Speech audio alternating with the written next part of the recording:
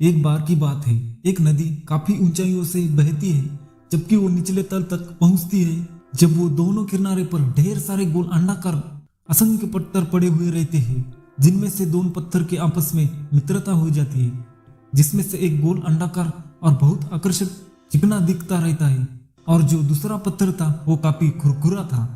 वो देखने में भी उसका रूप बहुत बेकार था और अनिश्चित आकार, और कोई उसका आकार नहीं था। जब दोनों में से आपस में विचार दान प्रदान होने लगे, तो खुरखुरे पत्थर ने उस चिकने पत्थर से कहा, हे मित्र, मैं तुमसे एक बात करना चाहता हूँ।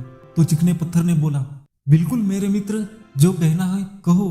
तो उस खुरखुरे पत्थर ने कहा कि मैं और तुम दोनों ही उस चोटी से बहकर आए हैं, उसके बावजूद भी तुम इतने गोल मटूल और आकर्षक चिकने हो, जबकि मैं नहीं हूं।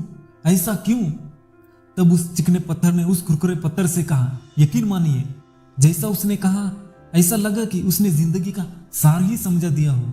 उस चिकने पत्थर ने उस खुरखुरे पत्थर से कहा, शुरुआत में मैं भी तुम्हारे जैसा ही था, बिल्कुल खुरखुरा, रंग रूप का कोई आकार नहीं, लेकिन उसके बावजूद भी मैंने निरंतर कई प्रयास किए, अपनी जिंदगी में लगातार मेहनत की है। कई वर्षों तक मैंने बाहों को झेला है, तूफान, आंधी, बाढ़, सारी चीजों को झेलते हुए नदी के बाहों ने भी कई बार काटा है।